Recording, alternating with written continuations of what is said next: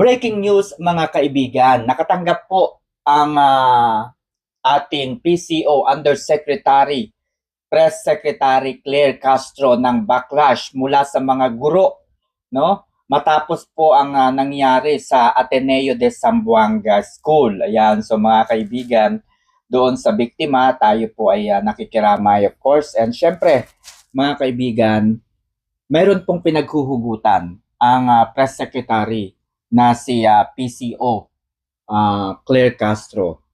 Ito po marahil ay kanyang naranasan nung siya ay nag-aaral pa lamang. So, hindi po natin masisisi itong si Claire Castro sapagkat kung hindi po niya naranasan itong ganitong uri, hindi po siya naka-experience ng ganitong uri ng isang guro, marahil iba yung kanyang magiging sasabihin sa ngayon. Okay? Kung inyo pong napanood at napakinggan, inintindi ang isa sa mga araw ng impeachment trial against the Vice President Sara Duterte, inilatag po ni Senator Judge Robin Hood Padilla kung ano nga ba ang nangyayari sa edukasyon.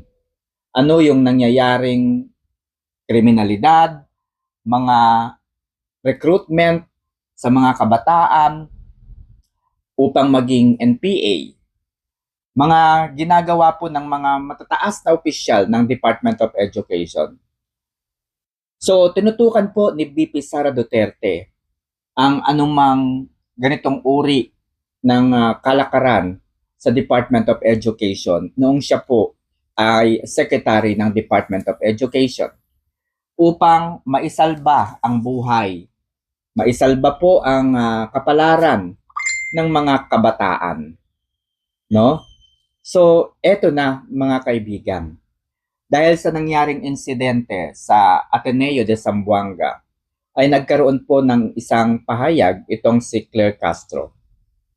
So, ito po, no, babasahin ko para hindi po ako magkamali. Exact word po ang ating babasahin. Ito po yon. Dapat na ang mga kabataan natin ay nagagabayan. Hindi lamang ng kanilang mga magulang, kung hindi sa kanila mismong paaralan. Minsan na po nating nakita, mismo ang ibang mga guro ay lumalabag sa ganitong klase ng moralidad. Sila minsan ay nagtuturo sa kanilang mga estudyante kung papaano maging walang modo, lalong-lalo na sa mga nakatatanda or sa mga ibang tao. PCO Undersecretary Claire Castro, August 18, 2026. Okay. So, sinasabi dito ni Claire Castro dahil daw sa mga guro na mga walang modo. Pati ako napaubo.